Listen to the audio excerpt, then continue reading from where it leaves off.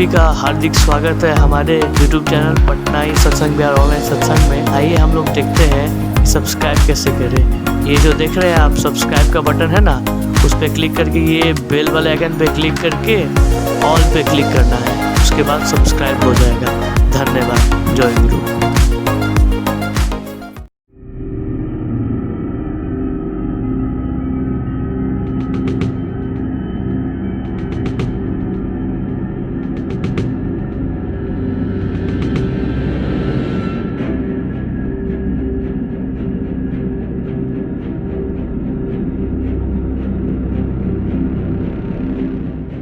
जय गुरु।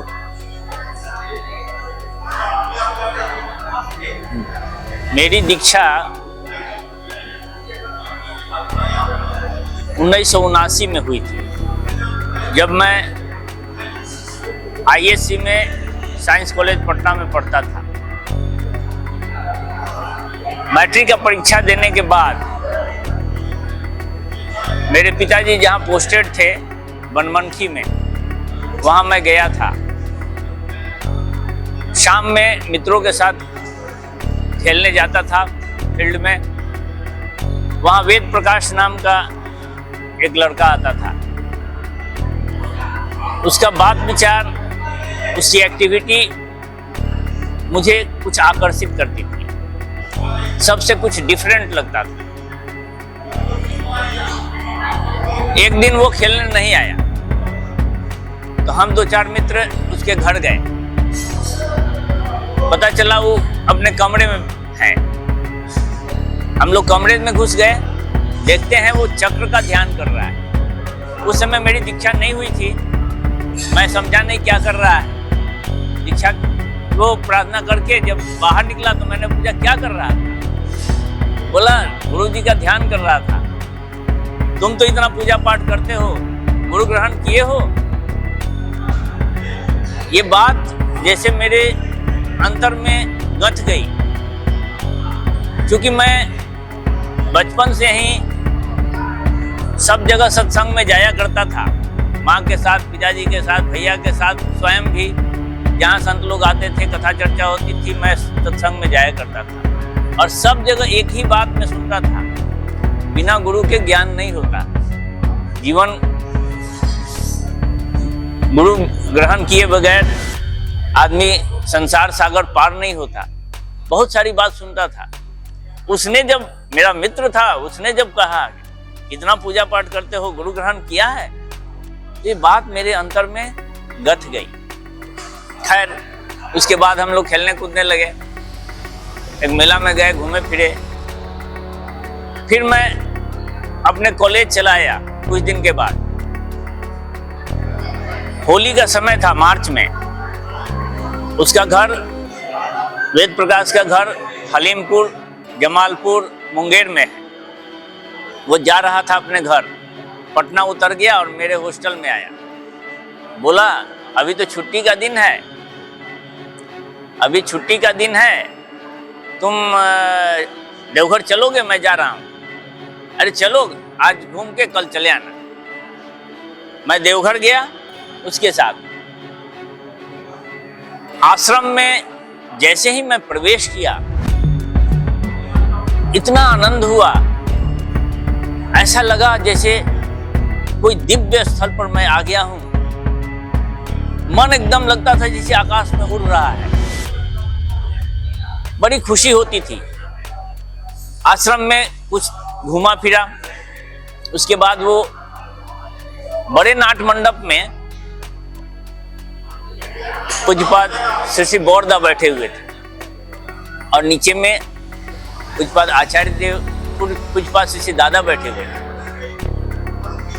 वो वहां गया, रास्ते में मुझसे पूछा दीक्षा लोगे? मैंने कहा हाँ दीक्षा लूंगा, बहुत अच्छा लग रहा है। तो जाके वहां प्रणाम किया, हम भी प्रणाम किए, देखा देखी। और उसने आचार्य देव से पूछा, ये मेरा मित्र है, दीक्षा लेना चाहता है।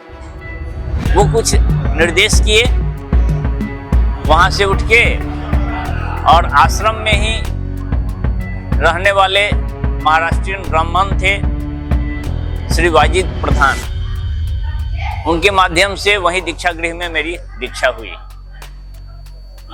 दीक्षा लेके मैं अपने हॉस्टल चला आया, लेकिन कॉलेज में कोई तो दीक्षित था नहीं, मिला भी नहीं। जो बताए थे, जितना याद था उस तरह से मैं चलता रहा। यहां तक कि मैं जब स्मृति जमा करने जाता था पोस्ट ऑफिस में, मित्र लोग मेरे पीछे पड़ जाते थे, अरे ये कहीं फॉर्म भरने जा रहा है, क्या कर रहा है, हम लोग को नहीं बताया है, छीनो इसे, पकड़ो क्या लाया है। जब वो लोग देखते थे, अरे ये तो सत्संग में पैसा भेज रहा है, गाली भी देते थे कि पापा से पैसा मंगाता है, सत्संग में भेजता है। लेकिन जैसे भी हो, टूटे फूटे ढंग से ही सही मैं करता रहा। मुझे लगता था कि ये लोग, सब लोग तो बंगाल में रहते होंगे, यहाँ पटना में तो कोई होगा नहीं, मुझे जानकारी नहीं थी, किसी से संपर्क भी नहीं हुआ। मेरी जब पढ़ाई समाप्त हुई तो घर के पीछे एक दिन शाम में प्रार्थना के समय में जय राधे राधे सुन रहा था। मुझे लगा यहाँ भी बहुत लोग हैं लगता है। मैं दौड़ के पीछे गया, एक वकील साहब के बरामदे पर सत्संग हो रहा था, समापन हुआ। लोगों ने मुझसे पूछा, दीक्षा के लिए कहा। मैंने बताया कि मैं दीक्षित हूँ। उस समय श्री अशोक सिंह ऋत्विक वहाँ बैठे हुए थे, जो मोतिहारी के थे। उसके बाद मैं उनके साथ हमेशा हो गया और उनके साथ सत्संग में जाने लगा। उनके साथ पहली बार फिर सेंटेनरी उत्सव में मैं गया और धीरे धीरे संपर्क के कारण मैं जुड़ गया। जीवन में तो बहुत सारी उपलब्धियां हुई, उपलब्धियां क्या, बहुत अशेष दया हुई ठाकुर की।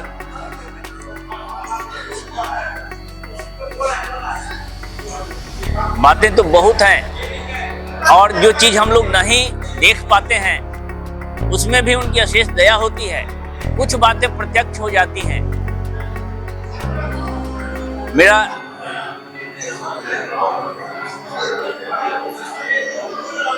मेरे छोटे बेटे के जन्म के समय की एक बात है, लगभग 1993 की बात, वो भी मार्च अप्रैल की बात होगी।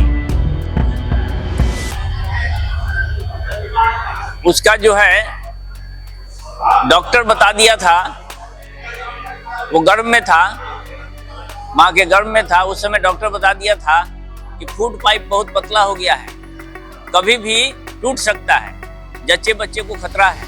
और मैं अकेला अपने कर्मस्थल पर मुरलीगंज में रहता था। मुझे एक दिन बड़ी चिंता हुई कि कहीं कोई अनहोनी ना हो जाए।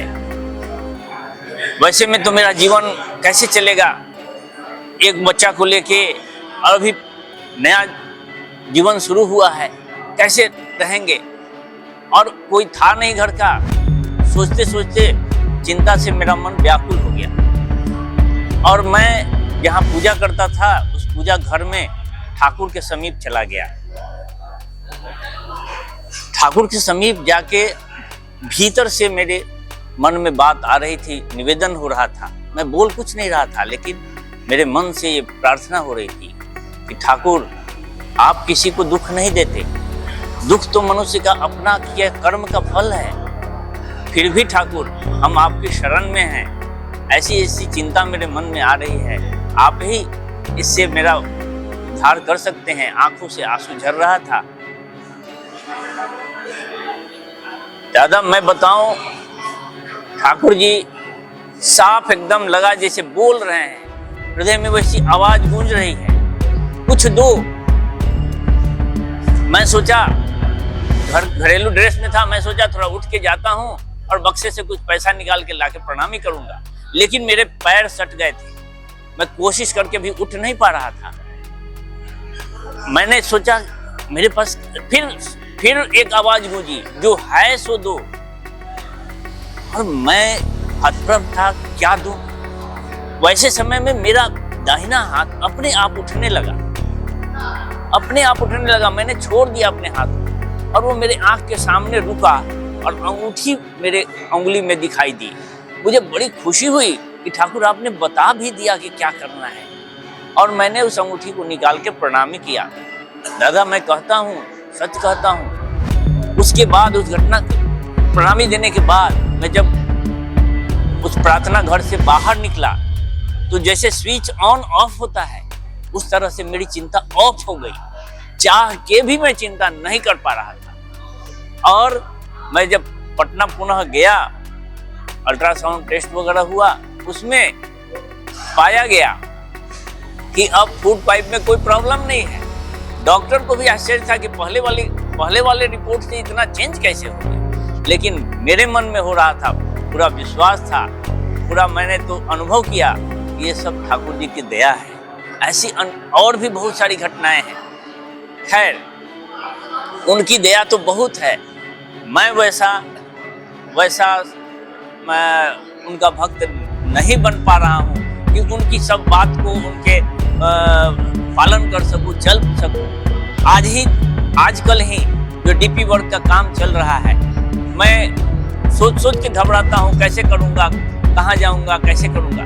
लेकिन ऐसा लगता है जैसे वो सुयोग दे देते हैं, कुछ लोगों से ऐसी भेंट करा देते हैं जहाँ कहने करने का अवसर मिल जाता है, उन लोगों से चर्चा करने का, उन लोगों को उद्बुद्ध करके उन लोगों को पुनः इष्टवृत्ति शुरू कराना, उन लोगों को ठाकुर से के काम में लगाना। ऐसा लगता है जैसे कि कोई प्री प्लान वैसा कार्यक्रम है जो कि हमारे सामने प्रकट हो जाता है और हम करने लग जाते हैं। और हमको लगता है कि उनके आदेश पालन के लिए यदि अपने को खड़ा कर दें, हम अपने शरीर को केवल खड़ा कर दें तो काम वो करा लेंगे, भगवान करा लेते हैं। मैं गांव में भी जाता हूँ, अपने सहकर्मियों के साथ, अपने मित्रों के साथ गांव में भी जाता हूँ, वहाँ भी लोगों से मिलता और कार्य करता हूँ। नारायण दा, ये राजेंद्र सिंह दा हैं, और भी ललन सिंह दा हैं, और लोगों के साथ भी हम लोग गांव में जाते हैं और वहाँ डीपी वर्क करते हैं। डीपी वर्क करने से ये अनुभव होता है कि इसमें हमारे परिवार का, ये परिवेश का, जिन लोग से मिल रहा है सबका इसमें भला है। और सबसे बड़ी बात है, जैसे मैं अपने जीवन में अनुभव किया कि किसी का संसर्ग नहीं होने के कारण लगता था कि सब लोग बंगाल में हैं, यहाँ कोई नहीं है, उसी तरह बहुत लोग ठाकुर का काम टूटे फूटे ढंग से कर रहे हैं, चल रहे हैं, लेकिन संसर्ग नहीं होने के कारण, संपर्क नहीं होने के कारण ठीक ढंग से नहीं चल पा रहे हैं। तो ये डीपी वर्क के माध्यम से सब लोगों से मिलने जुलने के क्रम में उन लोगों का इष्ट कार्य और जो चलने का विधि है वो सब जान के अच्छा तरह चल रहे हैं। मैं अपनी बात यहीं विराम देता हूँ। जय गुरु।